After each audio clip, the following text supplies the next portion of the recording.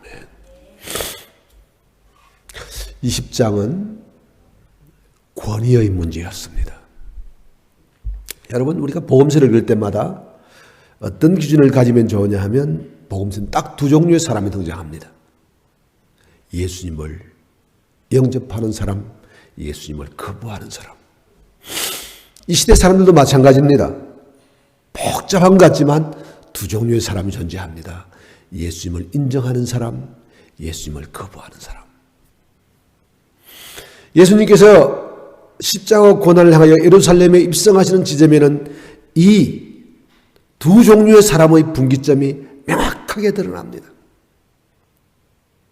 20장에서는 권위의 문제로 예수님을 영접할 것인가 영접하지 않을 것인가.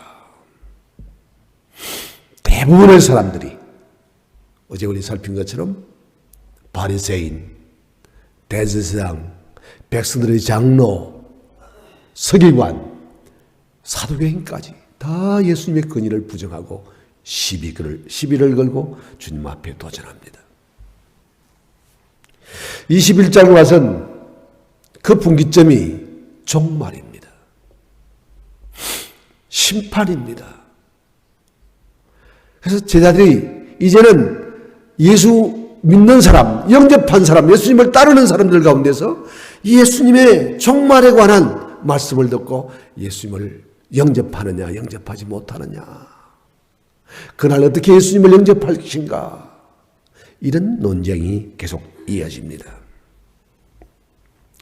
오늘 살펴볼 21장 마지막 부분에 있는 말씀 34절 이하 36절까지의 말씀은 종말을 맞은 우리 성도들이 어떻게 주님 맞이할 것을 준비할 것인가.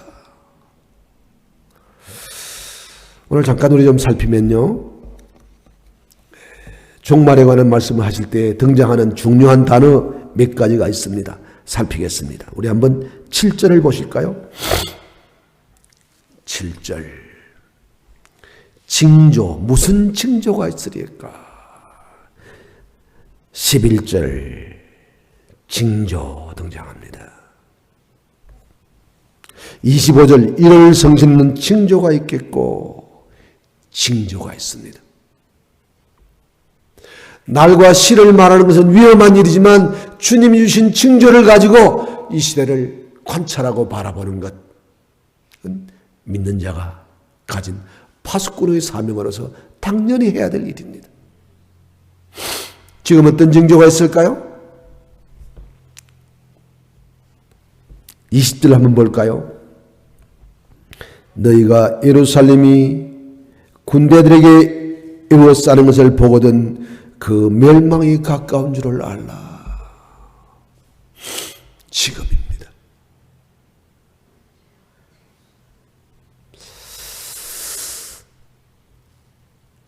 오늘 그 마지막 주님이 오시는 그날을, 그 종말을 오늘 이 본문은 멸망이라고 말했는데요, 22절은 징벌의 날이라고 말합니다. 그런데 재미있게도 31절을 보면, 우리 오늘 읽었던 29절부터 읽었던 말씀 가운데 31절을 보면 하나님 나라가 가까운 줄 알라.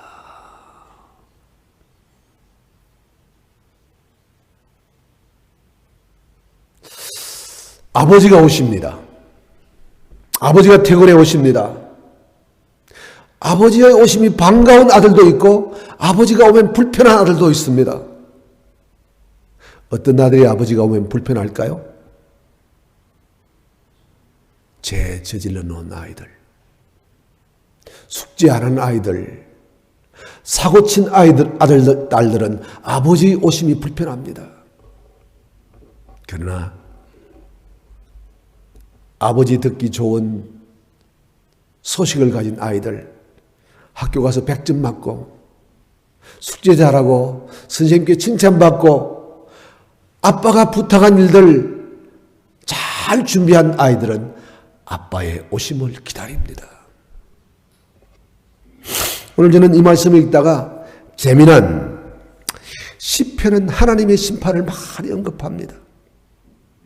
시편 96편 말씀을 잠깐 보겠습니다. 시편 96편 말씀 한번 넘겨보겠습니다. 10편 96편 12절 13절 11절부터 제가 읽어볼게요. 시편 96편 11절 12절 13절입니다. 하늘은 기뻐하고 땅은 즐거워하며 바다와 거기에 충만한 것은 외치고 밭과 그 가운데 있는 모든 것은 즐거워할지로다.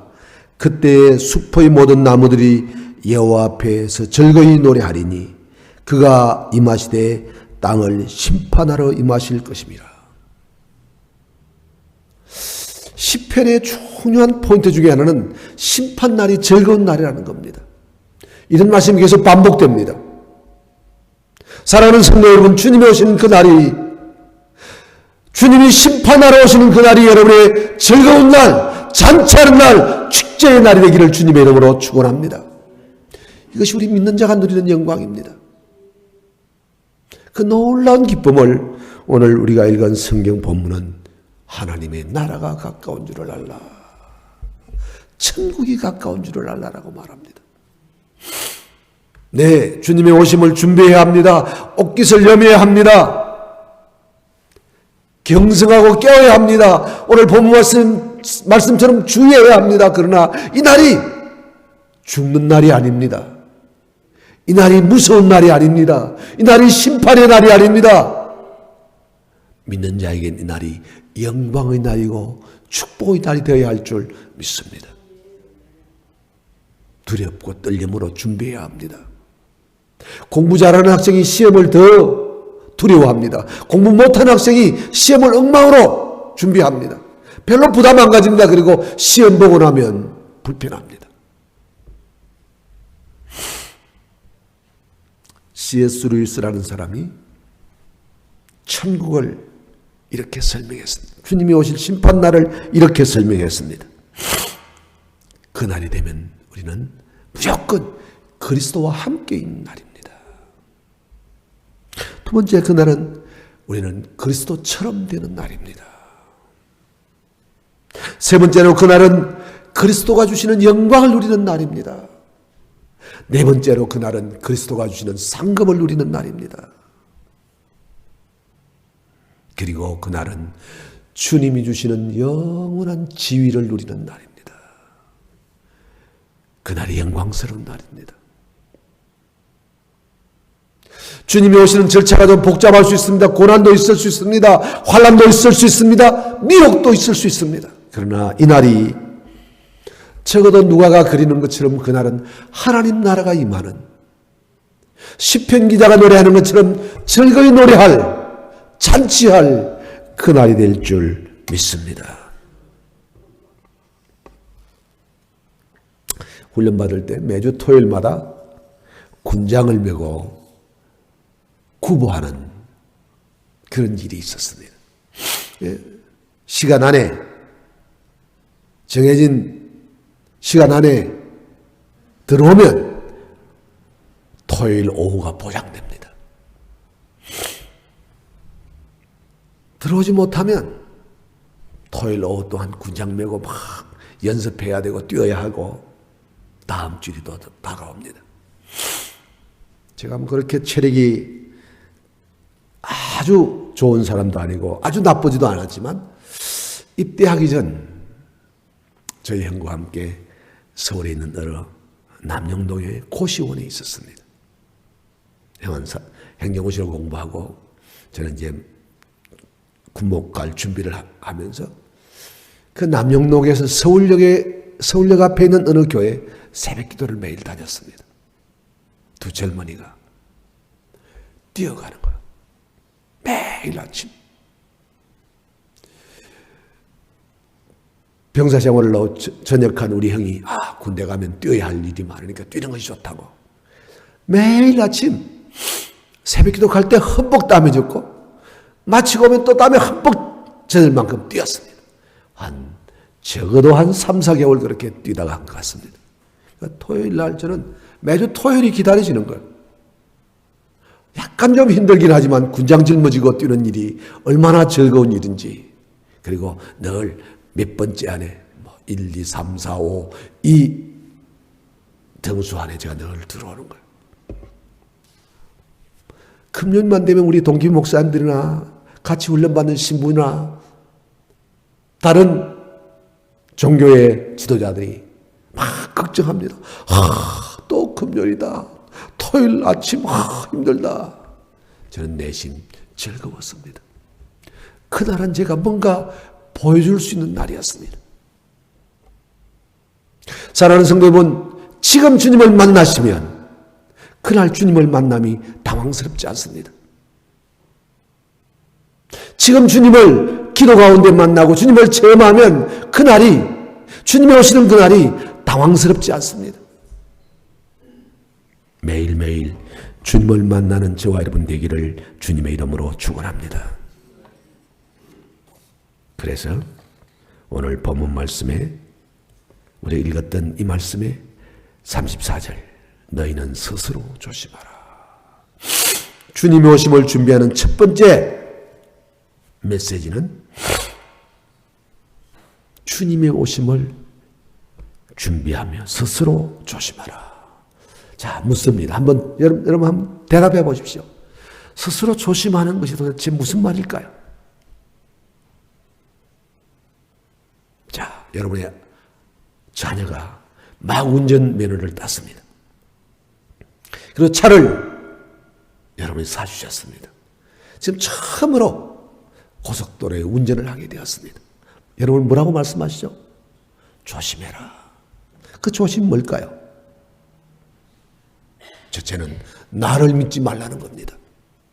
너 운전 실력 믿지 말라는 겁니다. 너 면허증 땄다고 너무 믿지 말라는 것입니다. 여러분, 우리가 주님 앞에 서는 것은 나를 의심해야 합니다. 나는 의롭습니다. 나는 깨끗합니다. 나는 정당합니다.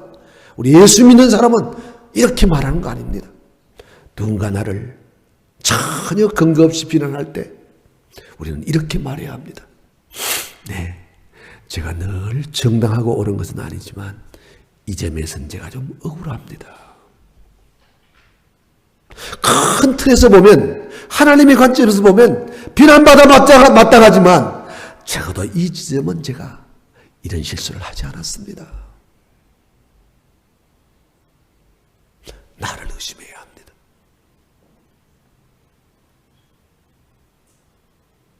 조심한다는 말은 또 어떤 말일까요? 방어하라는 겁니다. 세상을 믿지 말아야 합니다. 여러분, 우리가 우리의 믿음을 지킨다고 우리 믿음이 지켜집니까? 세상의 문화가, 이 시대가 우리를 가만두지 않습니다. 조심해야 합니다.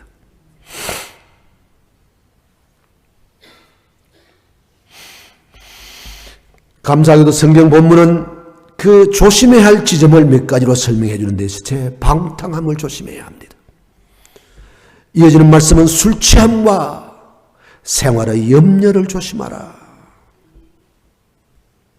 나에 대한 스스로의 컨트롤을, 통제를, 절제를 놓쳐버리면 우리가 무너진다는 것입니다. 주 앞에서 스스로 조심하기를 주님의 이름으로 축원합니다.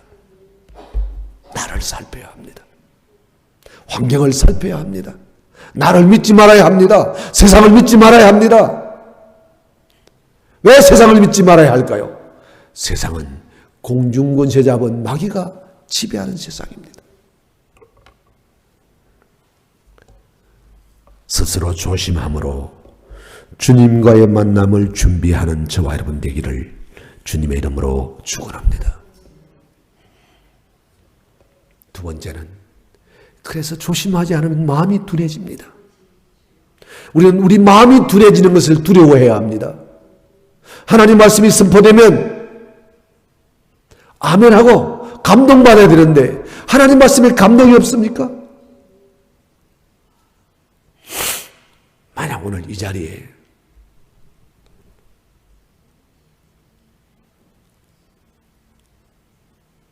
한국의 큰 교회 목사님이 오셔서 오늘 우리 예언교회 새벽기도 설교하신다. 여러분 어떨까요? 그분이 오신만으로 막 반가울 거예요. 오늘 이 자리에 별로 인기 없는 대통령이 와서 오늘 이 새벽에 우리와 함께 새벽기도를 한다면 어떨까요?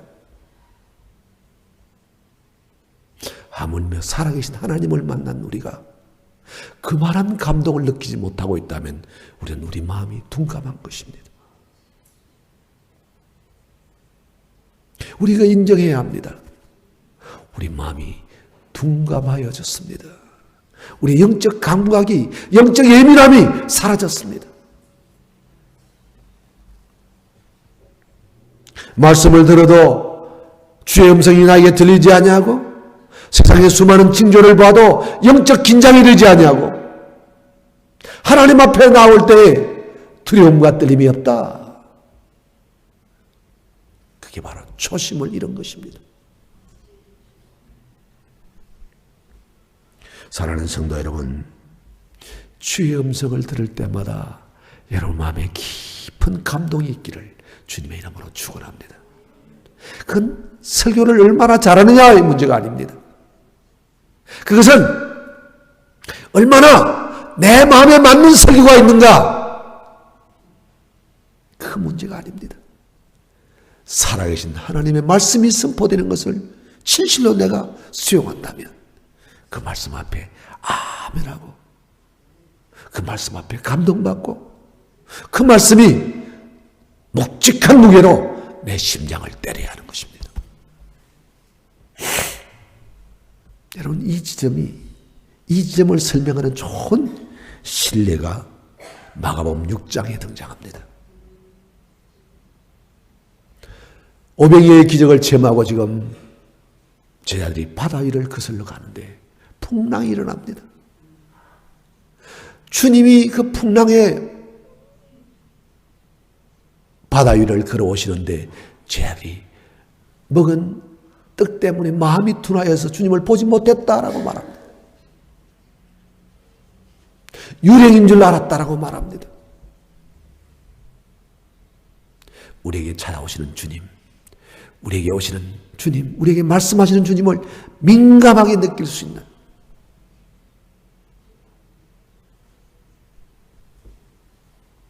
영적인 예민함을 가진 저와 여러분 되기를 주님의 이름으로 축원합니다. 누가복음 24장에 보면 부활하신 주님이 두 제자와 함께 그들이 가는 엠마오 길을 동행해 주십니다. 구약을 풀어주시고 말씀하시고 예수님이 죽었다가 다시 살아나야 함을 설명하는데 제자는 그 말씀을 듣고도 깨닫지 못합니다. 식당에 들어가 식사를 하기 위한 눈을 감고 기도하는 가운데 그의 영안이 열려서 주님인 줄 알아봅니다.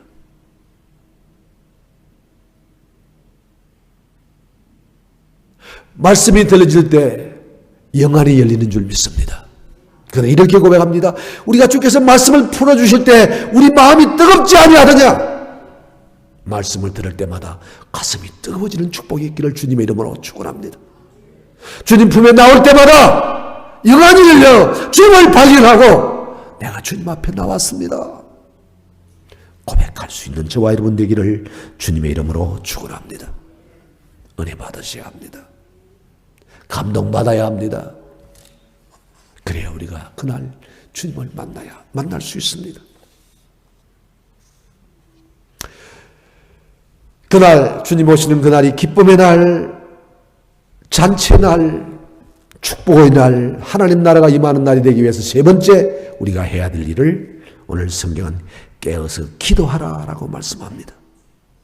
마지막 절입니다. 36절입니다. 이러므로 너희는 장차올 이 모든 일을 능히 피하고 인자 앞에 서도록 항상 기도하며 깨어 있어라. 항상 기도하며 깨어 있어야 할 이유를 두 가지 설명합니다. 36절을 다시 볼까요? 뭐죠? 36절에 이 모든 일을 능히 피하고, 환난이 올 것이라고 말합니다. 그날은 재난이 있을 것이라고 말합니다. 심판 전날은 고통이 있을 거라고 말합니다. 이 모든 고통과 환난을 이길 수 있게 하여 지금 기도하라는 것입니다. 이 모든 일을 능히 피할 수 있는 저와 여러분 되기를 주님의 이름으로 축원합니다. 두 번째 이유가 뭐죠? 인자 앞에 서도록, 심판주 앞에 담담히 서도록. 아까 말씀드린 것처럼 지금 주님을 만나야 그때 주님을 기쁨으로 만날 수 있습니다. 이 새벽을 깨우며 이 오늘 예배당에서 혹은 유튜브로 우리와 함께 예배하는 사랑하는 성도 여러분, 시마다 때마다 기도함으로 주님을 만날 수 있기를 주님의 이름으로 축원합니다. 예배 때마다 주님을 만나는 축복이 있기를 주님의 이름으로 축원합니다. 그래야 우리가 삽니다. 그래야 우리가 그날 주님과의 만남이 부끄러운 만남이 되지 않습니다. 당황스러운 만남이 되지 않습니다. 지금 주님을 만남이 그날의 축복을 보장하는 것입니다. 여러분, 이제 23년이 저물어 갑니다. 24년은 뭘 했으면 좋겠습니까? 목표가 있으십니까? 저는 정했습니다. 주님을 언제 어디서 만나도 당황하지 않도록 살게 하소서. 부끄럽지만 때때로 주님을 만남이 당황스러울 것 같은 삶이 나에게도 있습니다.